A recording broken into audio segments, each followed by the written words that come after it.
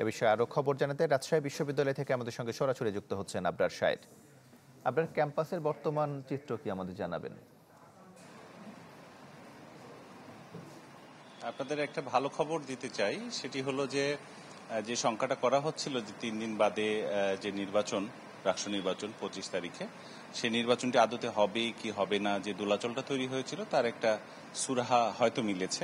কিছুক্ষণ আগে নির্বাচন কমিশনের চিফ রিটার্নিং কর্মকর্তা যিনি সেতাউর রহমান, তিনি আমাদেরকে বলেছেন সকালবেলা তার নেতৃত্বে কয়েকজন কমিশনার ভিসি ভবনে উপাচার্যের সাথে দেখা করতে যান। সেখানে উপাচার্য স্পষ্ট করে বলেছেন এটি একটি খুবই আশার জায়গা এবং কাঙ্ক্ষিত জায়গা যে 35 বছর পর যে নির্বাচন অনুষ্ঠিত হতে যাচ্ছে, মাত্র কয়েকদিন বাকি রয়েছে। ফলে জরুরি সেবার মতোই জরুরি সেবার সাথে সাথে এই নির্বাচনটিকেও একইভাবে দেখা হচ্ছে এবং উপাচার্য জানিয়েছেন যে জরুরি সেবা এবং রাষ্ট্র নির্বাচন যেন এই কর্মবিরতির আওতার বাইরে থাকে।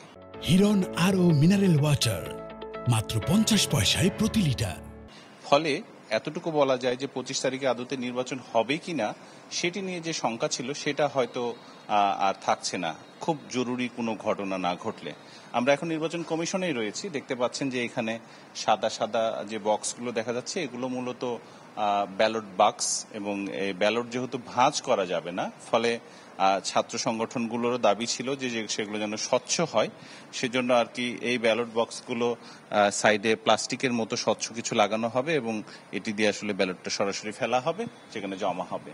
কর্মবিরতি চলছে এবং যারা কর্মচারীরা আছেন তারা বলছেন তাদের দাবি না মানা হলে, দুটি দাবি মূলত, গতকাল যারা শিক্ষকদের উপর হামলা করেছে তাদের বিচার এবং তাদের যে পোষ্যকোটা সেই দাবি, তারা না এটি মানলে আরও এটি কন্টিনিউ হবে, এটি আরও আগামীকাল আবারও বাড়তে পারে। এ ছিল আমার কাছে রাষ্ট্র নির্বাচনের খবর। তমাল। আবরার, আপনাকে ধন্যবাদ।